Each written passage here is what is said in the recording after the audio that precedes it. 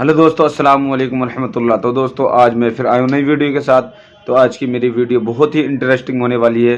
तो दोस्तों आज अगर आपने मेरे चैनल को सब्सक्राइब नहीं किया है, प्लीज़ मेरे चैनल को सब्सक्राइब कर लें। और आज की वीडियो में मैं आपको दिखाने वाला हूँ मुफ्ती सुलेमान अज़हरी ओ बगेश्वर धाम। तो मुफ्ती सुलेमान अज़हरी ने जो कुछ बगेश्वर धाम के बारे में बोला और जो बगेश्वर धाम ने कुछ ऐसा बयान दिया, दिखाने वाला हूँ आपको वीडियो के अंदर। तो उससे मैं पहले बताता चलूँ क्या बोला क्या ना बोला।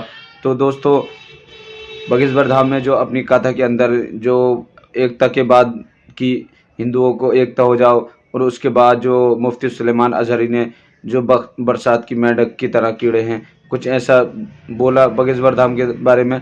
तो देखते हैं वीडियो के अंदर, आज बहुत ही इंटरेस्टिंग होने वाली है वीडियो। तो चलते हैं वीडियो के अंदर। प्रार्थना करूंगा स्वधर्मे निधनम श्रेया पर धर्मो भयावहा। इसलिए तो हम कहते हैं अब ऐसे लोगों से बचने के लिए हिंदुओं को एक होना पड़ेगा, बहुत जरूरी है। हम सनातनी हिंदू हैं, हमारे अंदर हिंदू का खून है। उन्हें पता भी नहीं रहेगा क्योंकि मौसम में कुछ कीड़े आते हैं और मौसम के साथ कीड़े भी जाते हैं। हक है, बेशक मौसम के साथ आते हैं और मौसम के साथ जाते हैं। लेकिन आपसे मैं ये कहना चाहता हूँ, कीड़ों के ज्यादा फड़फड़ाने से तुम्हें घर छोड़कर तो नहीं भागना चाहिए। घर छोड़कर के अक्लमंद कोई भागता नहीं है। बारिश के सावन के मौसम में कुछ कीड़े खास तौर पर आते हैं और बड़े परेशान करते हैं। तो आप क्या करते हैं घर में? या तो स्प्रे मारते हैं या तो मौसम के जाने का इंतजार करते हैं। दो में से काम करें। लेकिन वो बेवकूफ है जो अपना घर छोड़कर भागेगा। इसी को मैं आपके सामने कहता हूं, कुछ कीड़े अगर आज फड़फड़ा रहे हैं तो तुम अपना दीन छोड़कर कभी इधर उधर ना हटना। ना अपने मुस्तफा की शरीयत पर कोई समझौता करना, बल्कि तुम इस बात को याद रखो, कुछ देर की खामोशी है फिर शोर आएगा। क्या बात है? कुछ देर की खामोशी है फिर शोर आएगा। आज कुत्तों का वक्त है, कल हमारा दौर आएगा। बेशक, सुभान अल्लाह, इंशाअल्लाह। हम इस बात से नाउम्मीद नहीं है, नाउम्मीद नहीं है। हमें हमारे नबी पाक पर अपनी जान से ज्यादा यकीन है। उनके फरमान पर हमें पूरी कायनात में सबसे ज्यादा भरोसा है। जब रसूल करीम सल्लल्लाहु तआला अलैहि वसल्लम ने इरशाद फरमाया है, कयामत के करीब हर घर से इस्लामी परचम लहराएगा। वो वक्त आना है, क्योंकि कुरान भी कहता है हुवल्लज़ी अरसला रसूलहु बिल हुदा व दीनिल हक़ लियुज़हिरहु अला दीनि कुल्लिही। अल्लाह ने फरमाया वो रब है जिसने रसूल आपको दुनिया में भेजा है ताकि ये दीन पूरे के पूरे तौर पर गालिब करे। अब तक ये दीन पूरी दुनिया में गालिब नहीं, हुजूर के जमाने से लेकर आज तक। लेकिन एक वक्त आएगा जब इस आयत पर पूरा अमल होगा, पूरा अमल होगा। कायनात में अगर कोई घर पुकार रहा होगा जिससे आज तुम चिढ़ते हो, नफरत करते हो, इंतजार करो कि एक वक्त आएगा हमारा हर बच्चा कहेगा लब्बैक या रसूल अल्लाह। लब्बैक या रसूल अल्लाह पुकारेंगे। वो वक्त आना है। लब्बैक लब्बैक लब्बैक या रसूल अल्लाह, लब्बैक लब्बैक लब्बैक या रसूल अल्लाह, लब्बैक लब्बैक लब्बैक या रसूल। मिलकर बोले लब्बैक लब्बैक लब्बैक या रसूल अल्लाह, लब्बैक लब्बैक लब्बैक या रसूल अल्लाह। सुभान अल्लाह। मेरे अजीजों, इज्जत इसी मैदान में है, इज्जत मेरे मुस्तफा के कदमों में है। और यहां से भाग करके तुम कहां जाओ?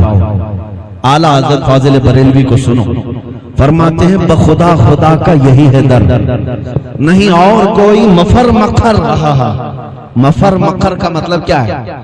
मफर कहते हैं भागने की जगह और मकर कहते हैं ठहरने की जगह। इमाम अहले सुन्नत फरमाते हैं मेरे मुस्तफा को छोड़ोगे तो न भागने की जगह है न ठहरने की जगह है। कहां जाओगे? कहां जाओगे? इस पूरी कायनात में जहां जाओगे मेरे मुस्तफा की मुस्तफाई है। और मरकर कब्र में जाओगे तब भी फरिश्ते छोड़ेंगे नहीं। आखिर में वही आकर के अटकोगे, पूछेंगे फरिश्ते तुमसे कि बताएं इनके बारे में क्या कहता था। पहुंचना तो वही है। और अगर कब्र से निकलकर सोचते हो हशर में सिवाय उनकी शफाअत के क्या होना है, सुनते हैं कि महशर में सिर्फ उनकी रज़ाई, बल्कि मतला में ये शक क्या था, वल्लाह रजा वल्लाह, सिर्फ उनकी रसाई है, सिर्फ उनकी रसाई है। हुजूर पाक सल्लल्लाहु ताला अलैहि वसल्लम को छोड़कर कहां जाओगे? इज्जत यही है मेरे अजीजों। इसी को आला हज़रत फाज़िल बरेलवी रहमतुल्लाह ताला अलैह का एक जुमला, मैं उसी पर पूरी गुफ्तगू समेटता हूं, और तकरीबन जहां सुन्नी आबाद होंगे ये जुमला उन्हें खुद याद होगा।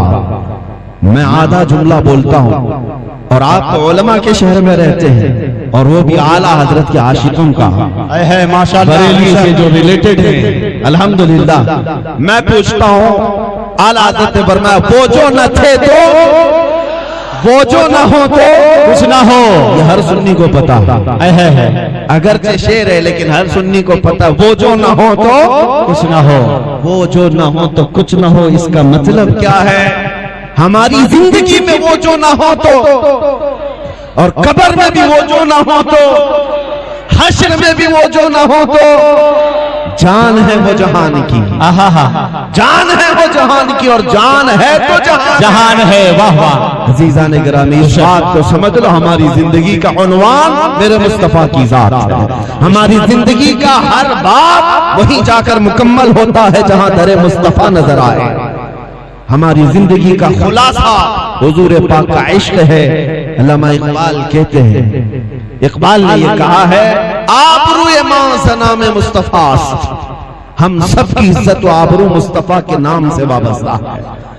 हर चेतरी दुनिया बादे मुस्तफास्त, जो कुछ भी इस दुनिया में है वो मुस्तफा के बाद है।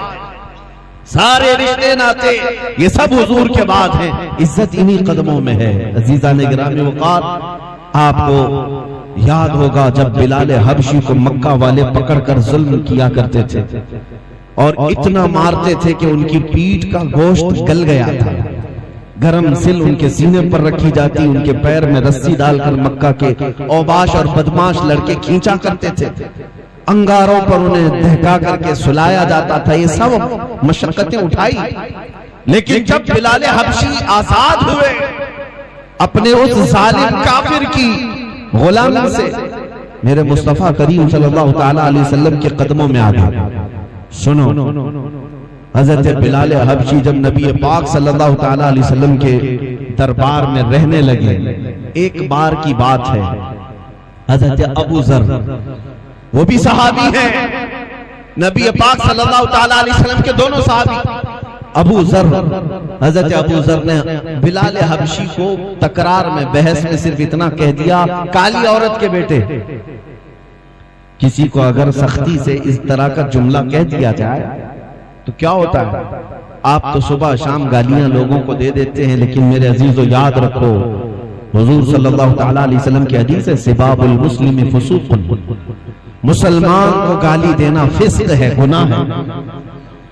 हजरत बिलाल को जब इतना कहा तो हजरत बिलाल जाकर के हुजूर सल्लल्लाहु ताला अलैहि वसल्लम की बारगाह में अर्ज करते हैं, आका अबू जर ने मुझे काला कहा। वो थे तो काले, हबशा के रहने वाले, काला रंग था। कहा कि अबू जर ने मुझे कहा काली औरत के बेटे।